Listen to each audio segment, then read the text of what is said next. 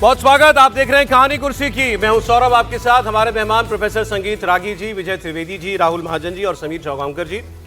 बात करते हैं बिहार इलेक्शन के अपडेट की। बिहार में एनडीए में टिकट विवाद सुलझने की कोशिशें तेज हो गई और दावा किया जा रहा है कि सुलझ ही गया है। पटना में जो डिप्टी सीएम है बीजेपी के नेता सम्राट चौधरी, उनके घर पर एनडीए की एक बैठक अभी चल रही है, थोड़ी देर पहले शुरू हुई है, जिसमें जेडीयू के अध्यक्ष बीजेपी के उमेश कुशवाहा, बिहार के उमेश कुशवाहा, संजय झा, लल्लन सिंह, विजय चौधरी और ललन सराफ, ये प्रमुख नेता मौजूद हैं। बिहार के बीजेपी चुनाव प्रभारी धर्मेंद्र प्रधान, वो भी सम्राट चौधरी के घर पहुंचे हैं और इन सारे नेताओं के बीच में सीट बंटवारे को लेकर अहम चर्चा चल रही है। इससे पहले विनोद तावड़े और ऋतुराज सिन्हा उपेंद्र कुशवाहा से भी मिलने उनके घर पर गए थे। नित्यानंद राय जो केंद्र में मंत्री हैं, बिहार के नेता, उन्होंने आज फिर चिराग पासवान से मुलाकात की। कल भी उनके घर जाकर दिल्ली में मिले थे। 24 घंटे में नित्यानंद राय की चिराग पासवान के साथ चौथी बैठक हो रही है। इस पर एक जानकारी मैं आपको दे देता हूं।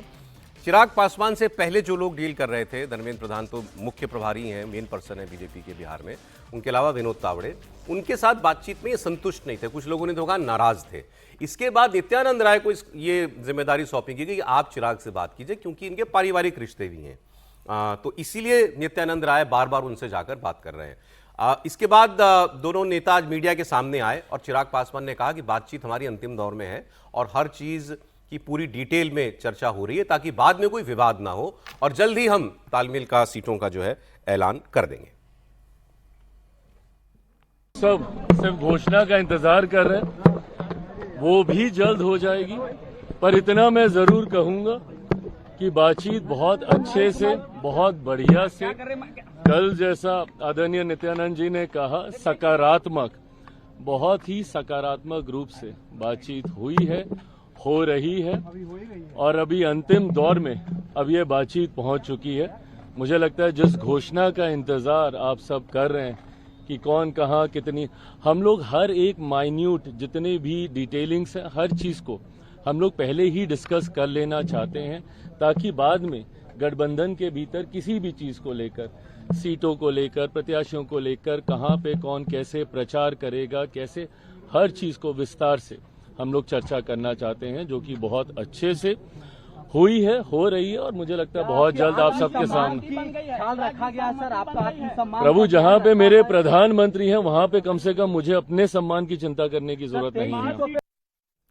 चिराग पासवान, हाँ, हनुमान वाली बात मुझे जी ने याद दिला दी। वो बार बार प्रधानमंत्री को बीच में इसलिए ले आते हैं, मुझे लगता है ये भी दबाव बनाने के लिए होता है कि भाई मैं तो उनके लिए काम करता हूँ, ये सब चीजें तो छोटी चीजें हैं। लेकिन झगड़ा केवल चिराग पासवान के साथ ही नहीं चल रहा है, जीतन राम मांझी के साथ भी बातचीत चल रही है। जीतन राम मांझी के बेटे और उनकी पार्टी के नेता संतोष सुमन, उन्होंने एक बड़ा स्टेटमेंट दिया। उन्होंने इंडिया टीवी से कहा कि सीट शेयरिंग की बातचीत अंतिम राउंड में है, करीब करीब हमारी सहमति हो गई है और आज शाम तक आपको हम पक्की खबर दे देंगे। सीट शेयरिंग का फॉर्मूला क्या तय हो पाया है, कोई समाधान निकल पाया है? क्योंकि बैठकें कई बार हो चुकी हैं। कमोबेश हम सम्मान के चलें कि हो ही गया है, आखिरी राउंड की बात होनी है और आज रात तक हम लोग सब मुहर लगा देंगे और सब ठीक रहेगा, ऑल इज वेल है।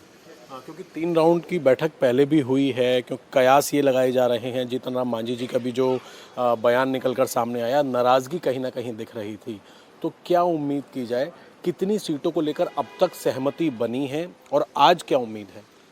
देखिए, नाराज़गी कुछ भी नहीं है और सहमति बनना ना बनना, जब फाइनल जब तक नहीं कुछ होता है ना, उसको आप कुछ नहीं कह सकते हैं। आज फाइनल हो जाएगा? हाँ, अभी तो 2-3 राउंड की बात होगी और भी लोग आ रहे हैं, उनसे भी वार्ता होगी, अभी कहीं और हम जा रहे हैं, तो आज होना है, आज शाम रात तक सब हो जाएगा। मांझी जी ने 15 सीटों की बात कही थी कि 15 से कम में चुनाव नहीं लड़ेंगे। देखिए, जहाँ तक उम्मीद की बात है तो आपने बोला कि आदरणीय श्री जीतन राम मांझी जी ने अपनी उम्मीद बता दी और कार्यकर्ताओं की भावना बता दी। बाकी अभी हम इस पर कोई ज़्यादा विचार नहीं कर सकते हैं, नहीं भी बता सकते हैं जब तक कोई फाइनल बात नहीं हो जाए।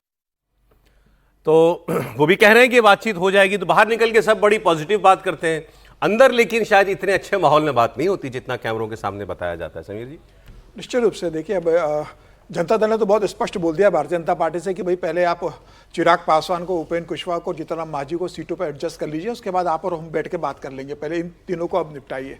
अब समस्या है चिराग पासवान की। चिराग पासवान ने बहुत स्पष्ट बोल दिया है कि भाई हमारे पास सांसद है और 5 सांसद के हिसाब से 30 कम से कम हमें लोकसभा विधानसभा सीटें लेना है। अब वो कह रहे हैं कि जो 30 सीटें हमें चाहिए वो हमें आप दीजिए। भारतीय जनता पार्टी 20 से 22 से के ऊपर बढ़ नहीं रही है, तो चिराग पासवान ने दूसरा पासा फेंक दिया। चिराग पासवान ने कहा है कि ठीक है मैं 20-22 सीटें पे मान जाऊंगा, लेकिन फिर 20-22 सीटें वही होना चाहिए जो मैं चाहता हूं। अच्छा, वही उनकी लोकसभा सीटें के उसमें से हमको लगता है कि 100% उनका स्ट्राइक रेट रहेगा। अब भारतीय जनता पार्टी ये कमिट करने को तैयार नहीं है, क्योंकि उसमें से कई सीटें भारतीय जनता पार्टी के विधायक है, कई जेडीयू के विधायक है। वो भारतीय जनता पार्टी और जेडीयू कैसे छोड़ेंगे? जेडीयू ने बहुत स्पष्ट बोल दिया है कि भाई जो हमारी विनिंग सीट है, चिराग पासवान अगर वो मांगेंगे तो हम देने वाले नहीं है, उस पर हमारे कैंडिडेट लड़ेंगे, हम वो सीट छोड़ेंगे नहीं। तो अब ये मामला आ गया। उधर गया के सांसद अपने जीतन राम मांझी कहते कि साहब मैं भी सांसद हूँ एक सीट से, तो कम से कम एक लोकसभा में 6 सीटें आती है, तो 7 तो देने का कष्ट करो आप मेरे को। मैं 15 का ट्वीट करता हूँ, कम से कम आधी कर दो आप, 7 तो मेरे को दे दीजिए। मांझी साहब बोले, वो 7 पे अड़े हुए। अभी सीटों का डिस्ट्रीब्यूशन फाइनल स्टेज पर किसी का भी नहीं हुआ है, बातचीत तमाम चल रही है और आज अंतिम फैसला अमित शाह जी लेंगे, क्योंकि चिराग पासवान ने कह दिया है कि 22 सीटें और 24 सीटों पर अगर मैं जाता हूं तो चुनी हुई सीटें जो मेरी है उस पर मुझे आप अगर लड़ने की अनुमति देंगे तो मैं मानूंगा, या 30 सीटें मुझे आपको देना पड़ेगी। अब आज रात को अमित शाह जी की बैठक होने वाली है, उसमें तय होगा कि क्या होता है। हालांकि अरुण भारती जो हैं, इनके जो बहनें हुई है चिराग पासवान के, और जो बिहार के प्रभारी भी है इस समय चुनाव मतलब पूरा वो देख ही रहे हैं, वो काफी चिराग पासवान से कह रहे हैं कि भाई 30 सीटों के नीचे आपको मानना नहीं है। वो 30 सीटों की अपनी तैयारी चिराग पासवान से कह रहे हैं। अब समझौता कहां होगा? क्या 22-23 सीटों पर होगा या 24-25 सीटों पर जाके होगा? तो क्या जेडीयू और भारतीय जनता पार्टी अपनी सीटें थोड़ी कम करेगी?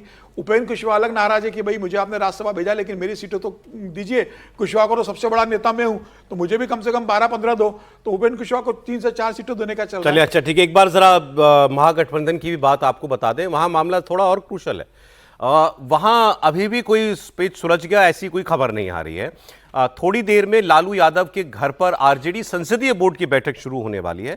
कल देर रात को वीआईपी पार्टी के जो चीफ हैं मुकेश साहनी, वो तेजस्वी यादव से मिलने के लिए पहुंचे थे, लेकिन इस मुलाकात पर अब हमें ये खबर मिल रही है कि इस दौरान दोनों के बीच बात बन नहीं पाई। मुकेश साहनी अभी भी 20 सीट चाहते हैं। कांग्रेस और आरजेडी उन्हें 12-15 से ज्यादा सीटें देने के लिए तैयार नहीं है। इसी तरह कांग्रेस और आरजेडी के बीच ही बात फंसी हुई है। पटना में कांग्रेस के तीनों ऑब्जर्वर लालू यादव और तेजस्वी यादव से कल मिलने के लिए जाने वाले थे, हमें शाम तक यही खबर थी, लेकिन कल उनकी मीटिंग जो है वो हो ही नहीं पाई। अब ये मीटिंग क्यों नहीं हुई, क्यों नहीं मिलना चाहा कांग्रेस के नेताओं से तेजस्वी यादव और लालू यादव ने, ये भी अपने आप में बड़ा सवाल है। कांग्रेस कह रही है कि आरजेडी जल्द से जल्द सीटों का बंटवारा कर दे। अब वो चेतावनी पर भी आ गई है। उसने कहा कि नहीं तो हम 13 अक्टूबर को अपने उम्मीदवार डिक्लेयर करना शुरू कर देंगे। परसों आज कांग्रेस स्क्रीनिंग कमेटी की ऑनलाइन मीटिंग होगी, कहा जा रहा है इसमें राहुल गांधी भी शामिल होंगे। इसमें उम्मीदवारों की एक फाइनल लिस्ट तैयार होगी। कल इनकी मुख्य चुनाव समिति उसको अप्रूवल दे देगी। परसों ये 1 दिन का इंतजार करेंगे। उन्होंने कहा है कि आरजेडी के साथ बात हो जाए, और अगर नहीं होता तो फिर 13 तारीख से ये कह रहे हैं कि हम अपना काम शुरू कर देंगे, हम उसमें ज़्यादा इंतजार नहीं करेंगे, अपने कैंडिडेट डिक्लेयर कर देंगे। अगर ऐसा होगा तो ये बड़ा एम्बैरेसिंग हो सकता है आरजेडी के लिए और महागठबंधन के लिए। गिरिराज सिंह जो बीजेपी के केंद्रीय मंत्री हैं, उन्होंने राहुल गांधी पर हमला बोलते हुए उनको एक बार फिर नेपो किड कहा है कि आजकल ऑनलाइन बैठकों में जा रहे हैं। सुना है ये नेपो बॉय बड़े बाप के बेटे हैं, लल बबुआ हैं। अगर ये विदेश से वीडियो कॉन्फ्रेंसिंग से सुना है कि कैंडिडेट तय कर रहा है, तो वोटर भी वर्चुअल देख मिल लेगा उनसे। ये नॉन सीरियस लीडर हैं और केवल भारत को गाली देना, देश के अंदर भ्रम फैलाना, यही इनका नियत रहा। अब नेपो बॉय तो वो बीजेपी वाले अब कहने लगे हैं, राहुल गांधी और तेजस्वी यादव के लिए यही शब्द इस्तेमाल कर रहे हैं। लेकिन उन्होंने कहा कि अभी भी विदेश में ही हैं, विदेश से वर्चुअल बैठक में जुड़ने जा रहे हैं, नॉन सीरियस लोग हैं ये राहुल गांधी। ये भी कहा कि फिर वर्चुअली जुड़ते हो मीटिंग में तो वोट भी वर्चुअल ही मिलेगा। तो मुझे तो नहीं पता राहुल गांधी वापस आए कि नहीं आए, दिखे तो नहीं। मुझे तो लगा कि कल जो मैंने पढ़ा कहीं पर कि वो राहुल गांधी आ चुके हैं, शायद हरियाणा या पंजाब के दौरे पर हैं। रही बात जरा सीट शेयरिंग को लेकर के, मुझे ऐसा लगता है कि चिराग पासवान से के साथ जो है इनका एक ढंग से अंडरस्टैंडिंग हो चुका है। 23 सीटें और जो है वो 1 राज्यसभा और 2 MLC की सीटें, मुझे लगता है कि इस पर बात लगभग बन गई है, ऐसा लोग कह रहे हैं। दूसरी बात, जहां जो बात अटक ये रही थी कि जो औरंगाबाद के अंदर जो है ओबरा की सीट है, गोह का सीट है, अरवल का सीट है, जहानाबाद का सीट है। ये ऐसे सीट हैं जहां पर भारतीय जनता पार्टी दावा करती रही है। उन सीटों पर ये चिराग पासवान का ये मानना है कि हम उन सीटों पर भी चुनाव लड़ें ताकि ये न लगे कि हम सिर्फ दलितों का ही चेहरा हैं, साथ साथ सवर्ण भी हमारे साथ खड़े होते हैं और सवर्णों को उन्होंने लिया है। नवादा है, नालंदा के अंदर उनके साथ सवर्ण वो तो खड़े एक बार रहे ये भी कह चुके हैं कि अगर मैंने कभी चुनाव लड़ा तो मैं सामान्य सीट से लड़ना चाहता हूं, रिजर्व सीट से। वो इसलिए इन सारे सीटों पर दावा ठोक रहे हैं, जिसके कारण भारतीय जनता पार्टी और जेडीयू भी अनकंफर्टेबल है। एक सीट ऐसी थी जो चिराग पासवान ने जीता था, जो जेडीयू में क्रॉस ओवर कर गए थे। अब वो सीट पर चिराग पासवान का दावा है कि वो सीट हमारी होनी चाहिए। जेडीयू उसको अभी देने के लिए तैयार नहीं है। वो कह रहा है कि वो हमारा सिटिंग एमएलए का मामला है, तो हम वो सीट कैसे कंसीड कर दें। तो मोटा मोटी वैसे डील तो फाइनल हो चुका है इसमें।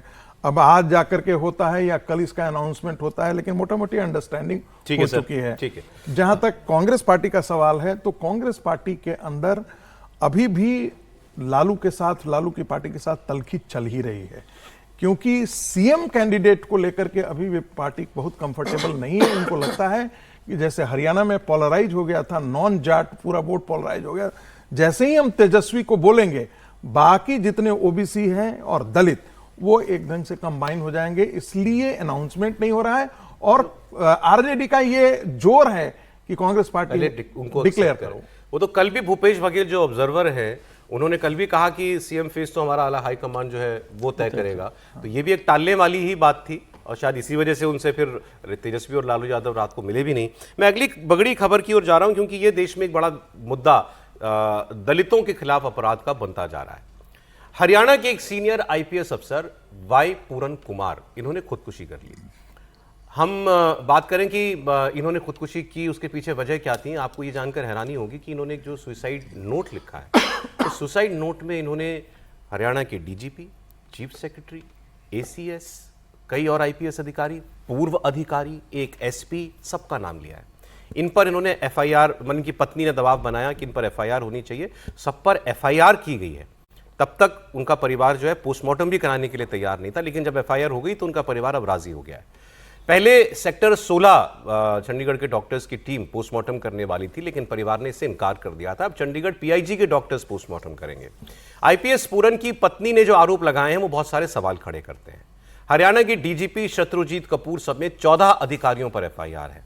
जिन अधिकारियों के नाम इस सुसाइड नोट में लिखे थे, सबके खिलाफ मुकदमा हो गया है। इसमें रोहतक के एसपी नरेंद्र बिजारनिया का भी नाम है। आईपीएस पूरन खुदकुशी केस में किन किन अधिकारियों पर एफआईआर दर्ज है आपको बता दें। डीजीपी शत्रुजीत कपूर 1988 बैच के आईएएस है।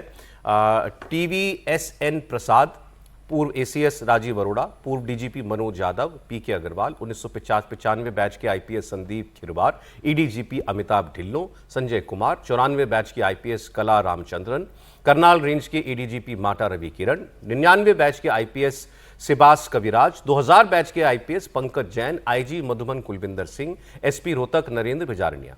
अब खबर यह भी आ रही है कि हरियाणा के डीजीपी शत्रुजीत कपूर पिछले 2 दिनों से अपने ऑफिस नहीं गए हैं। कल मुख्यमंत्री से मिलने के लिए उनके आवास वो गए थे, लेकिन बिना कुछ बोले वहां से वो चले गए। तो ये भी चर्चाएं चल रही थी, क्या डीजीपी को हटाया जा सकता है। अब मामला क्या है, इतने सारे अधिकारी एक व्यक्ति की प्रताड़ना क्या कर रहे थे, क्यों कर रहे थे। वाई पूरन कुमार ने मंगलवार को अपने घर में साउंड प्रूफ बेसमेंट में अपनी सर्विस गन से कनपटी पर गोली मारकर आत्महत्या कर ली। खुदकुशी से एक दिन पहले 6 अक्टूबर को उन्होंने अपनी वसीयत तैयार करवाई, जिसमें अपनी सारी संपत्ति उन्होंने अपनी पत्नी, जो आईएएस अफसर है, अमनीत पीर कुमार, उनके नाम कर दी। उसी दिन उन्होंने आत्महत्या का नोट लिखा और अपनी पत्नी को भेजा। और आप जानकर हैरान रह जाएंगे कि घटना के समय अमनीत पी कुमार जापान में मुख्यमंत्री नायब सैनी के साथ एक सरकारी प्रतिनिधिमंडल में शामिल थे। जब उन्होंने नोट देखा अपने फोन पर, पति का सुसाइड नोट, तो उन्होंने 15 बार कॉल किया, कोई जवाब नहीं आया। फिर उन्होंने अपनी बेटी को कहा कि जाकर के अपने पिता को देखो। वो गई बेसमेंट में, तो उन्होंने देखा कि उनके पिता की मृत्यु हो चुकी थी। उन्होंने फिर बाद में पुलिस को बुलाया। तो ये अभी तक जो है इस मामले में चल रहा है। इस पर एक दूसरा पहलू है कि अभी तक इस पर जो है केवल पुलिसिया कार्रवाई हो रही थी, अब पॉलिटिक्स भी हो रही है। राहुल गांधी ने इस पूरे मामले में बीजेपी और आरएसएस को जोड़ दिया है और सोशल मीडिया पोस्ट पर उन्होंने लिखा है कि एक आईपीएस की आत्महत्या इस गहराते सामाजिक जहर का प्रतीक है जो जाति के नाम पर इंसानियत को कुचल रहा है।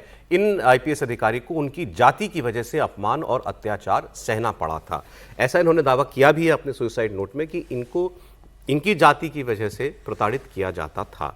अब मामला ये एक बड़ा गंभीर मामला सर्विस से रिलेटेड भी है और फिर उसके अंदर ये राजनीति भी आ गई है। सर बहुत गंभीर मामला है।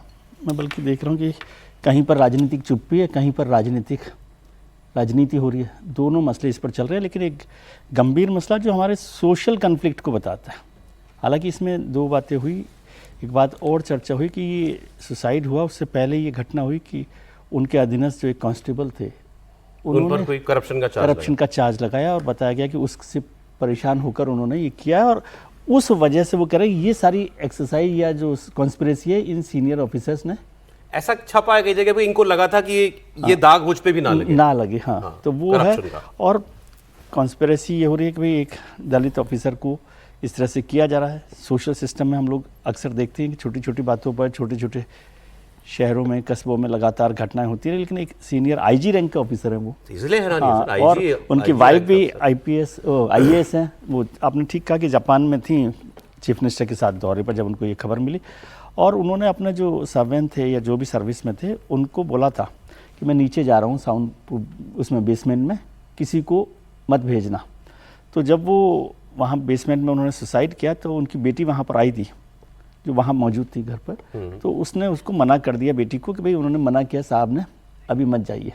लेकिन जब उनकी पत्नी का फ़ोन वहाँ पर बेटी के पास आया तब वो नीचे गई है, वहाँ हुई है। लेकिन ये सवाल हमारी सामाजिक चिंताओं का भी है कि क्या एक दलित ऑफिसर पर इस तरह की घटना हो रही है, और अगर ऐसा हुआ है कि दलित होने की वजह से उन पर ये कॉन्स्पिरेसी की ऐसा गई और है, काफी लंबा चौड़ा सुसाइड नोट और 8 पेज का सुसाइड नोट लिखा है, तो इसका मतलब ये इसको ऐसे खारिज नहीं कर सकते। सर देखिए, तो नहीं, वो खारिज बिल्कुल नहीं, पूरी जांच होनी चाहिए। मुख्यमंत्री ने आश्वासन भी दिया है कि हम पूरी जांच करेंगे। स्पेसिफिक आरोप उन्होंने लगाए हैं कि मुझे जो ऑफिशियल अकोमोडेशन नहीं दी जा रही थी, गाड़ी को लेकर ह्यूमिलिएट किया जाता था और सिलेक्टिवली मेरे को सर्विस रूल्स मेरे ऊपर लगाए जाते थे। तो बहुत सारे स्पेसिफिक आरोप जो हैं उन्होंने इस तरह से उसमें लगाए हैं, और इसकी जांच तो ज़रूर होनी चाहिए कि आखिर क्या उन्हें प्रताड़ित किया जा रहा था कि नहीं किया जा रहा था। और उनकी पत्नी ने एक और इस वक्त ऑब्जेक्शन उठाया। उन्होंने ये कहा है कि FIR जो दर्ज की गई उसमें जो नाम लिए गए हैं वेरियस ऑफिसर्स को, वो ठीक ढंग से नहीं लिए गए हैं और उसको डाइल्यूट किया गया है, धाराओं को डाइल्यूट किया गया। तो ये सारे आरोप भी हैं। तो ऐसे में मैं ये समझना आपसे चाह रहा हूँ, आपने शायद वो पूरी उसको केस को देखा है कि सर IG रैंक का अफसर, कई साल की सर्विस होगी, कम से कम 18-20 साल की तो सर्विस होगी। 20 साल की होगी, अभी 33 तक उनका था सर्विस। 20 साल की सर्विस जो आदमी दे चुका है वो इतने सारे अफसरों पर चार्ज लगा रहा है।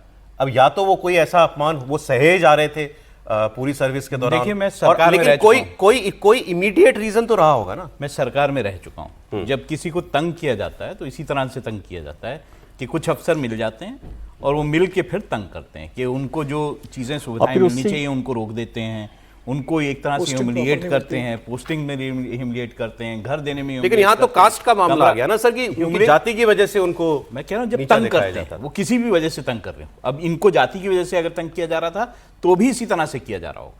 मैं जानता नहीं हूं कि किया जा रहा था नहीं किया जा रहा था, लेकिन अगर किया जा रहा, जैसे कि उन्होंने आरोप लगाया है, अगर किया जा रहा था तो इसी ढंग से किया जाता है, अफसर मिल के करते हैं। अब इसमें चूंकि राहुल गांधी एक्टिव हो गए, आम आदमी पार्टी ने भी BJP RSS के लिए काफी कुछ कहा है। अब हाल में 3 घटनाएं हो गई।